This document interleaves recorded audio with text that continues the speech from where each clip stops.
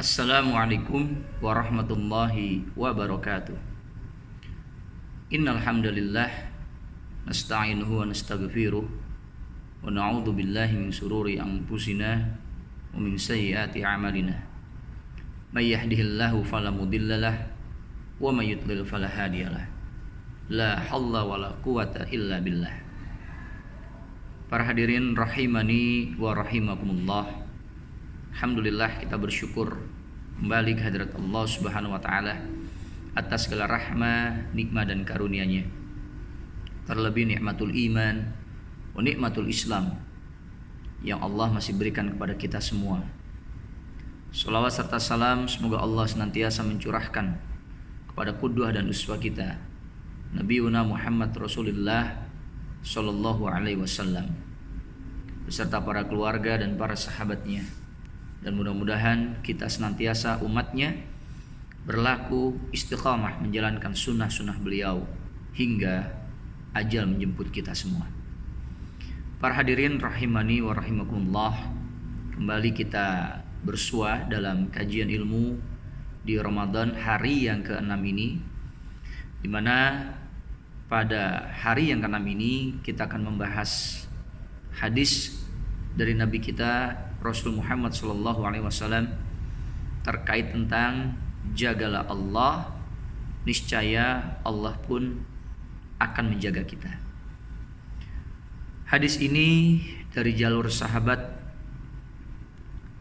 Abul Abbas Abdullah bin Abbas, di mana artinya akan saya bacakan.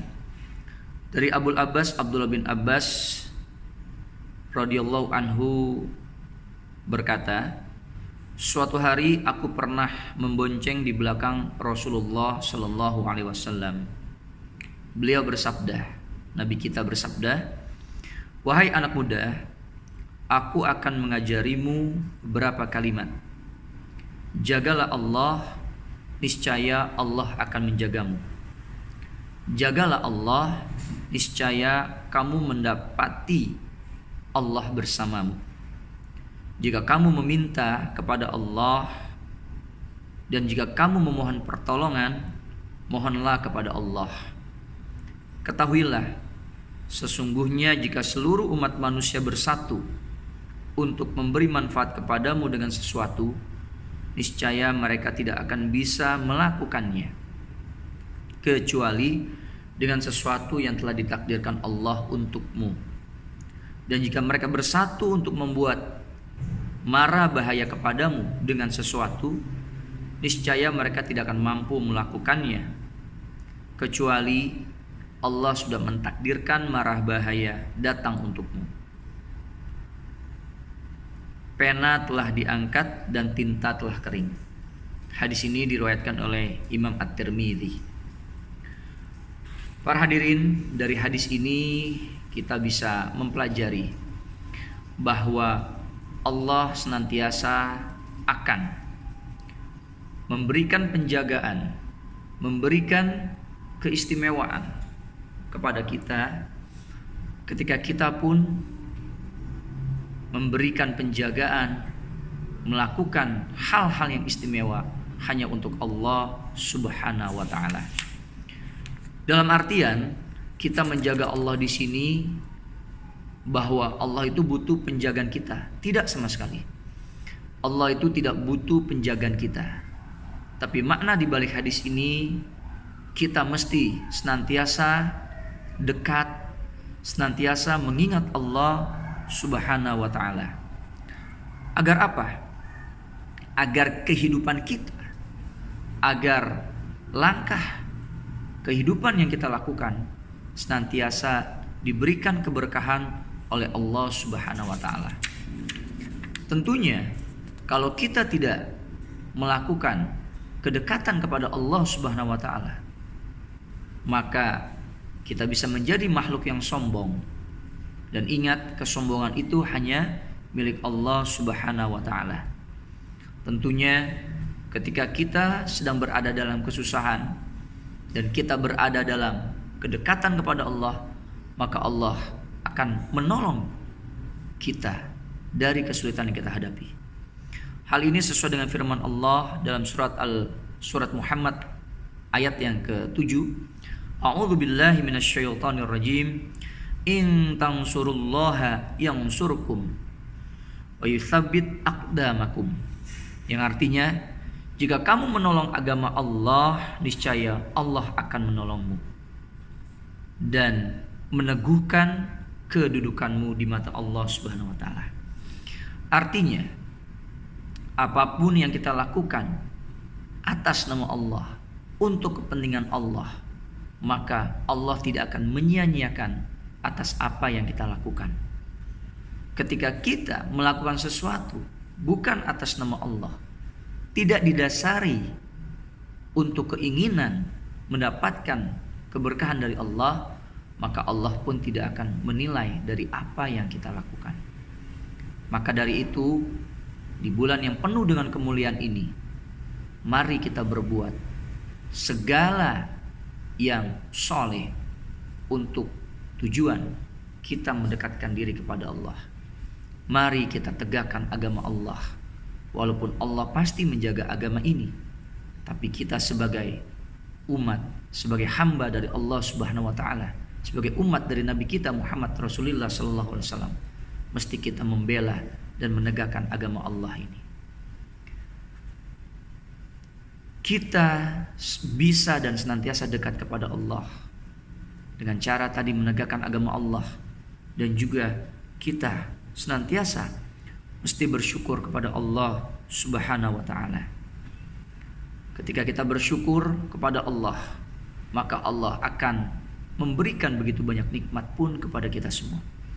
Sesuai dengan firman Allah dalam surat An-Nahl ayat yang ke-53, yang berarti, dan apa saja nikmat yang ada padamu, maka semua itu dari Allah datangnya. Jangan kita menjadi orang yang lupa daratan.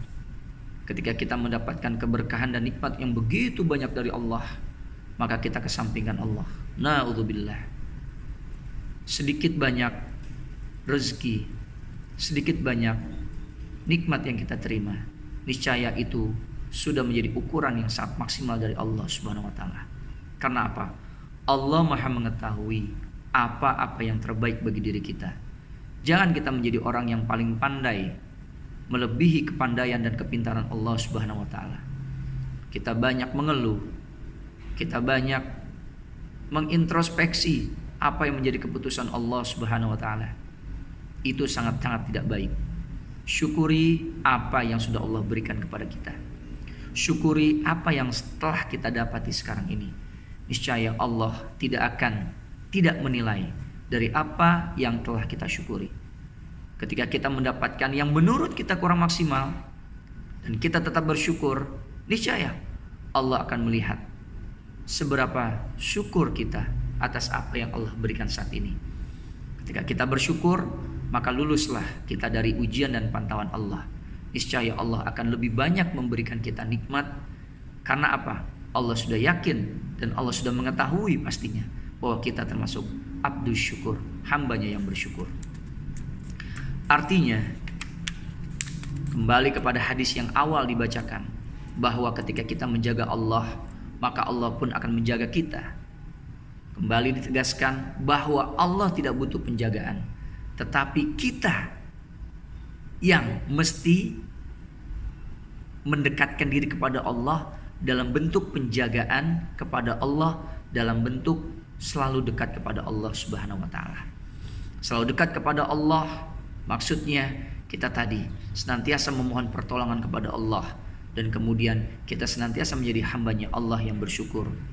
Karena sekali lagi, apa-apa yang kita lakukan di dunia ini, ingat, ini adalah sebuah tempat ujian bagi kita.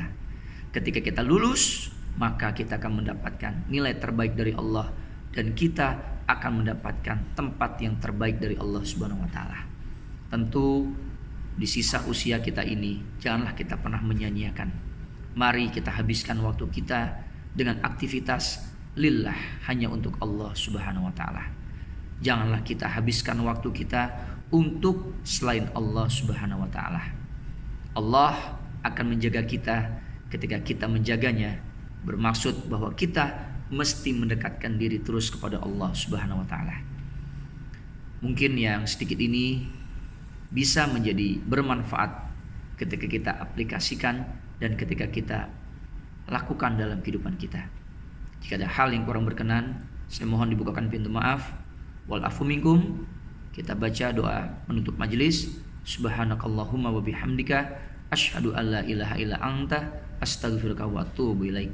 Wassalamualaikum warahmatullahi wabarakatuh.